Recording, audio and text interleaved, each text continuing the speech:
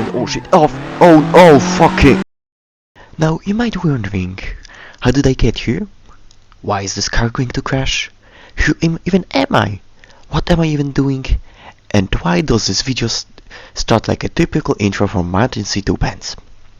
Well, if you want answers, you aren't getting them. Well, not for every question, but kind of like that. So, I'm Furia, and this is the tutorial on how to drift. Let's don't waste any more time, and let's get started.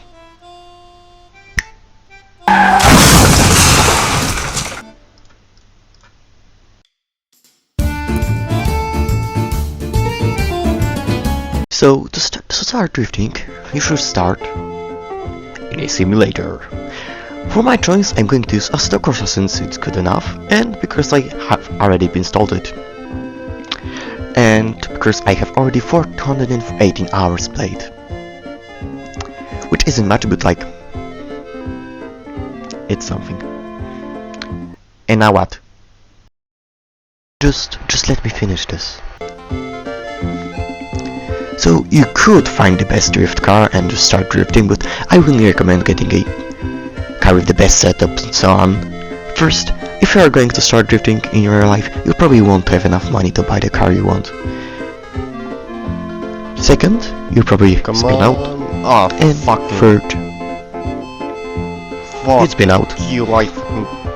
But yeah, one thing that I have found out from my experience is that it's hard to switch cars, especially if the car handle is totally different to the other one, because, you see, humans get used to things, and as humans, we don't like change.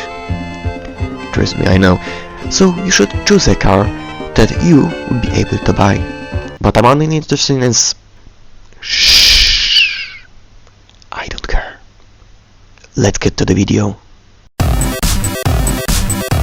So, with choosing a car, you should get something that is dirt cheap, turns, drives, Dawaj, szybciej, manual kurwa. gearbox, and has horse power. No, not this, but this horsepower. Or also HP. No, not health points. It's not the same. So let's get on a website. For my choice, I'm going to use OLX and search for cars and sort by cheapest. This. For my choice, I reveal to you the one and only popular, good-looking FSO Bolognese car looks. Besides the fact that it looks basically like someone would put the masterful engineering of the FSO Bolognese Porevich from 1975 into a mixer, blended it with 2000 trends, Daewoo Nexia and Daewoo Lanos, and put it back together. But besides that, it looks like basically shit and it is horrible. I'm going to choose it because it's cheap. The price isn't much, about $200, which is acceptable for this car, but kind of a lot for this car resembling product. Well, it isn't surprising that it's now more of a collector's item than a cheap shit box. I'm just the tension it was worthless than a 4-pack of beer.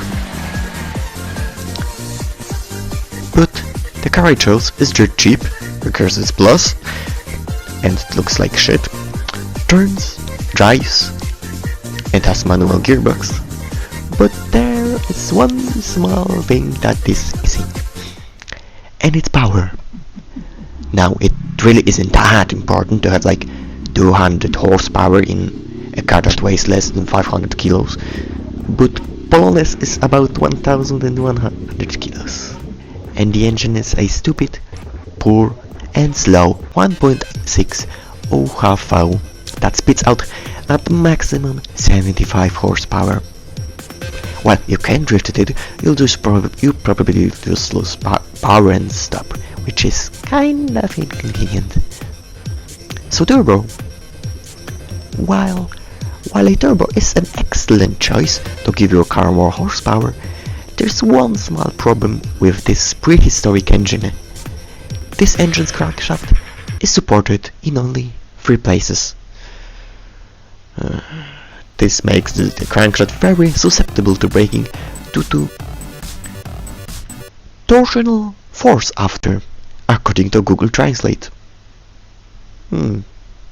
Interesting. When on low RPM, and that makes that we can just slap a turbo and call it a day like your average experienced car mechanic. So to do that, we would need to make this good, very good. It is possible, but it isn't worth the money, because like for the half price of fitting this engine with a turbo, we could just like, you know, give it a new engine. Yeah. Besides, only an idiot would give a turbo to a Polonis. Why fit a turbo to a Polonis when brakes, suspension, steering system is for the Polonis? On the first corner you crash into a tree. Polonis is junk. So engine swap. Well, a swap is better, since we don't have to design new parts and do many tests. So for my choice, I'm going to be using the very powerful 1.4 liter K-Series Rover. Miodu, kurwa, moja przesnacha chce miodu, kurwa, miodu dalej, miodu dajesz, kurwa, miodu, przesnacha chce miodu, kurwa, daj tej kurwie miodu, miodu, kurwa, miodu, Okay, besides that, now there are so many things that we could do to our car, but for that we should focus on the most important things. Firstly, do nothing. Really, it's everything. If you have a car on 1500 kilos that has manual, has at least 100 horsepower and is rear-wheel drive, we can just like start drifting. It isn't really that hard. But to make it easier, we should do a few things. Now, for real. Number 1, and the most important, get the welder and come with me. See this? This is the differential. Now, why is it here? Well, let's get to it. Now, a car isn't a motorcycle and has 4 wheels. No, not like this. Much better. When you turn, the inner wheels make a big circle, and the inner wheels make a small circle, because the car is wide and has 2 wheels on each side. So, the wheels have to turn at different speeds, because they make different distances. And now, how? Differential. There are a few gears, but we are interested in only these 4. They also creatively side gears. And pinions. Now, we could make it like a professional and went only in contact points, or we could just weld the shit out of this diff with like your average 20-year-old BMW driver. Dali. I teraz hamuj i gazu, miodu, dawaj! Pach się pali. Ale uderzył, kurde. Ale debil. No co ty kurwa robisz? Hamuj! And now the wheels are locked together. And what does this do? Well, okay, so when we are going to turn, one of the wheels will start to slip, and that will cause the car to get into oversteer. Now, oversteer is best because you don't see the tree that kills you. But in drifting, you want this. No, not like the crash, but the spinning thing. Because it's important.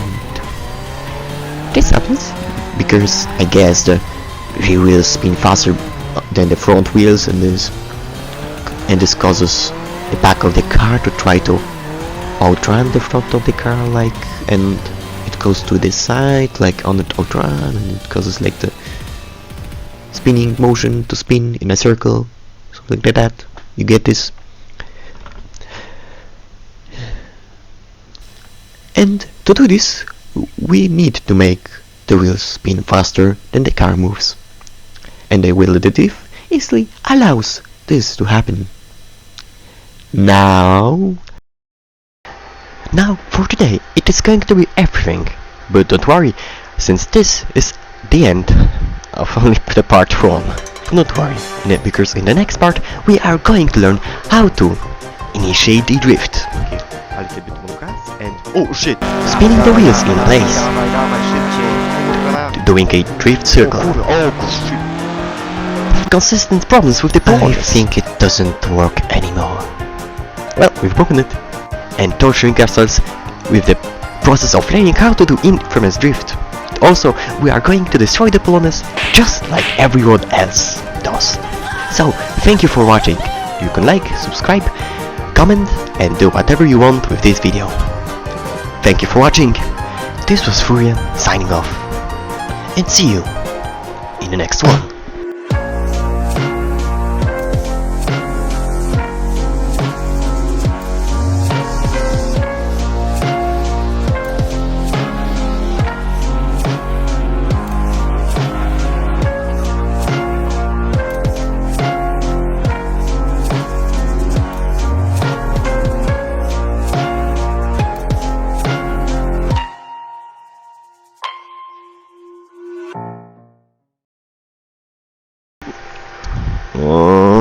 Dlaczego to wybrałem ten samochód? Jebany Polonez!